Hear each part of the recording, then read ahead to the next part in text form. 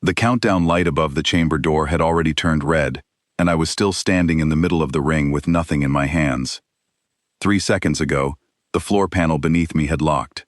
2 seconds ago, the walls had sealed shut with a sound like a held breath being released all at once. Now the simulated opponent across from me was rising to its full height, servos whining, sensors glowing a dull orange as it scanned me from head to boots, deciding what kind of ending this would be. My name is Nora Bishop, and up until that moment, I had believed everything Instructor Kell told us about how a civilized mind is supposed to survive a fight without ever throwing one. The Ashwell Institute for Applied Diplomacy sat on a ring station, orbiting a dead sun, 300 cadets from 11 worlds packed into corridors built for beings twice our size. I had been there 8 months. Long enough to learn the anthem of 6 species, long enough to fail 2 negotiation modules, long enough to memorize every word Instructor Kell used when he explained, again and again, that weapons do not solve anything. He said it the first day. He said it during the midterm review. He said it that very morning, standing in front of the class with his 4 eyes moving independently across our faces, like he was reading each of us for weakness. Today's trial is called the closed room, he had said. There is no way out until the timer ends. There is no negotiation partner who will listen. There is no technology you can rely on. You will be given nothing, because nothing is the only honest test of what you actually are. And I want to remind you all, one more time, weapons will not help you here. Not because they are forbidden, because they are useless. A creature that reaches for a weapon in a room like this has already lost the only thing that could have saved it: clarity.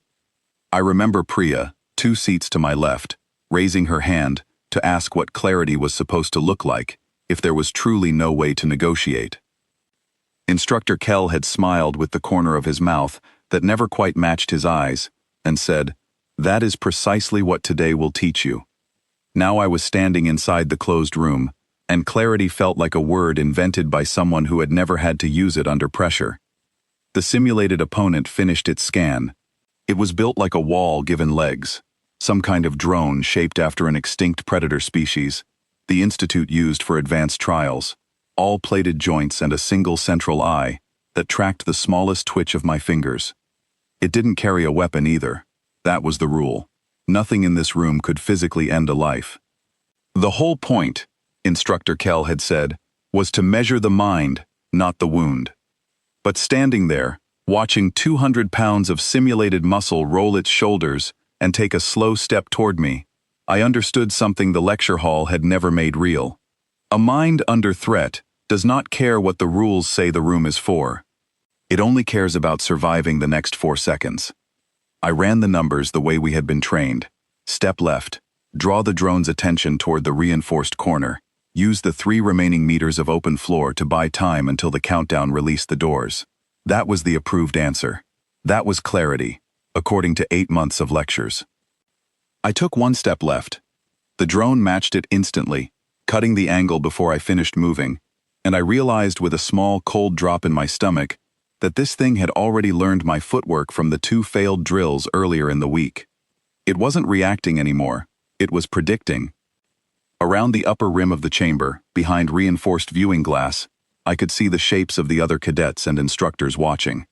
I couldn't make out faces at that distance, but I knew Instructor Kell was among them, arms folded, patient, waiting to see which lesson I would prove true. The drone advanced another step. My back found the wall before I meant it to. There is a particular kind of silence that happens when a room decides it has nothing left to offer you. No exits, no allies, no clever technological trick tucked into a sleeve, just 4 meters of empty air, and something built to close that distance whether or not I had a plan. I thought about calling out, the way we had rehearsed 100 times in the softer simulations, an appeal to whatever governing logic ran the drone, a phrase meant to trigger a pause state if the situation qualified as a misunderstanding rather than a genuine threat. I said the words. My voice came out steadier than I expected. Nothing happened. The drone kept coming. Of course it did. There was no misunderstanding here. This was designed to have no negotiated ending. Instructor Kell had said so himself, and for the first time all year, I believed every word. That was when something old and quiet woke up in the back of my skull, something that didn't care about doctrine or lecture halls, or the correct diplomatic phrase for de-escalating a hostile encounter. It didn't ask permission. It simply arrived, the way instinct always arrives, faster than thought, and far less polite. My hands closed into fists. I want to explain what that felt like, because it wasn't rage, and it wasn't panic. It was the opposite of both. Every version of me that had spent 8 months trying to be a good student, trying to prove that humans could learn the same disciplined restraint every other species on this station seemed to carry so easily, that version of me went quiet. What replaced it wasn't wild, it was simple, it was old. My body had made a decision my mind hadn't finished debating yet, and the decision was this: I would not stand here and be erased without doing something with the seconds I still had. I raised my fist. Not because I thought it would break through plated armor. Not because 8 months of theory had suddenly taught me some secret technique the instructors had been hiding. I raised it because it was the only true thing left to do, the only gesture that said, whatever happens next, I chose to face it rather than fold. The drone stopped. Not for long, half a second, maybe less. But in a machine built to predict and adapt based on the patterns fed into it by hundreds of previous cadets who had all tried to run, or negotiate, or freeze, that half-second was an anomaly. I had not matched any pattern in its library. A raised fist from a cornered organic, with no weapon and no leverage, was not a threat by any calculation it understood. It was noise, and noise, even for half a second, requires processing. I used that half-second. I didn't lunge. I didn't swing. I stepped, once, fast, along the wall toward the narrow gap where the drone's shoulder joint had rotated slightly out of position during its last turn, a gap I only noticed because I had spent the last 4 seconds staring at nothing but that machine, searching for anything that looked like an answer. My raised fist wasn't the plan. It was the thing that bought me the half-second I needed to find the plan.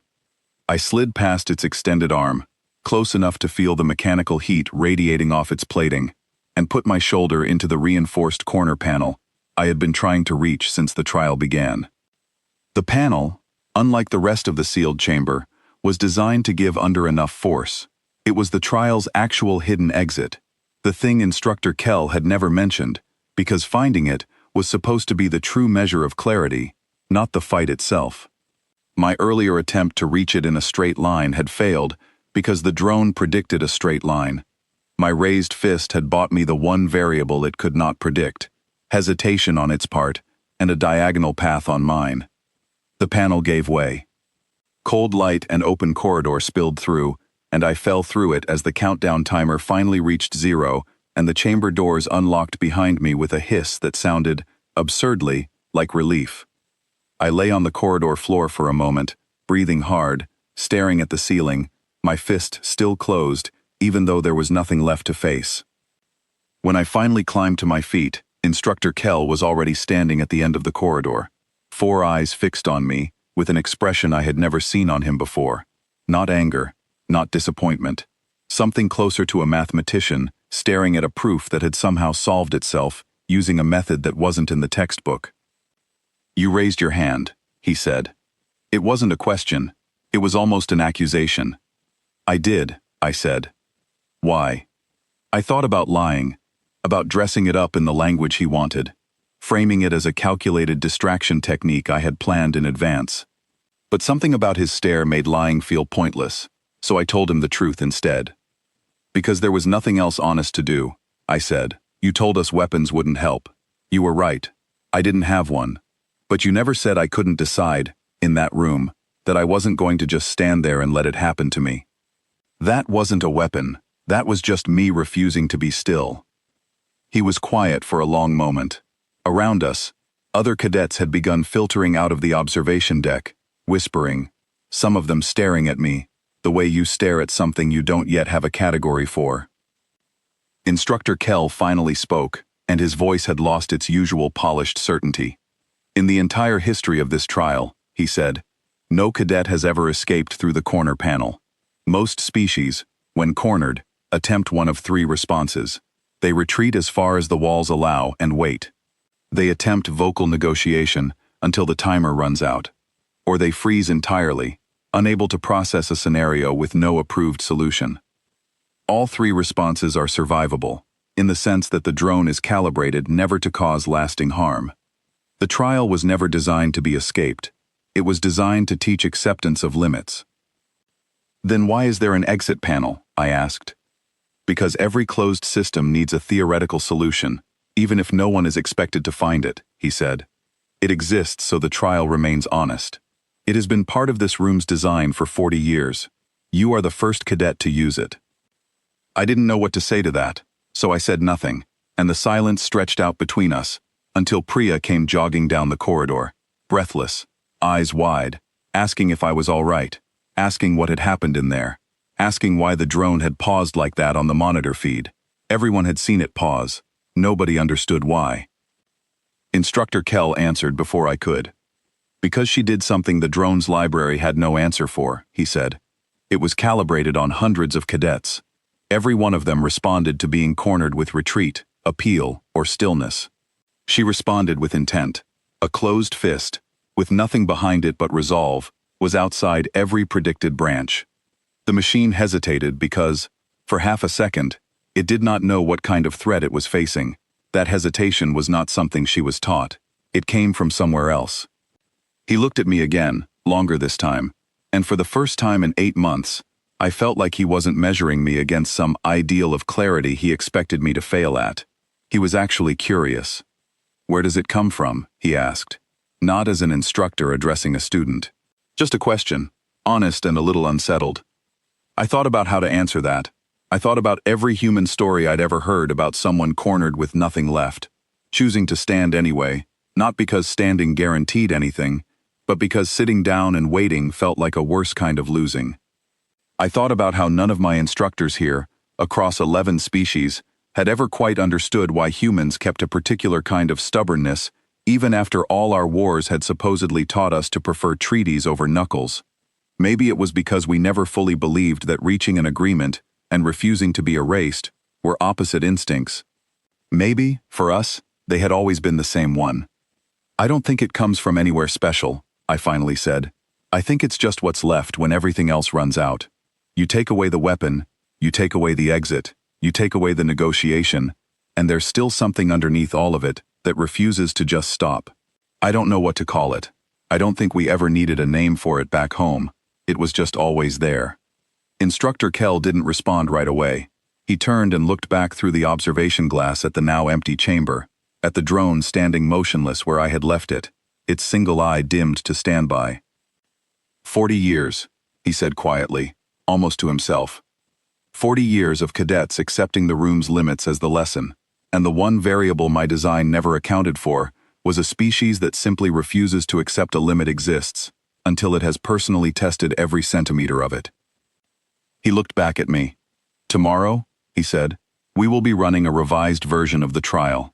I would like you to help design the drone's new response parameters. Consider it a promotion, of sorts, though I suspect you will describe it differently to your classmates. I did describe it differently. I told Priya, later that night in the mess hall, that apparently the safest thing you can do in a room with no way out is to make it very clear you are not going to make things easy for whatever is trying to end you.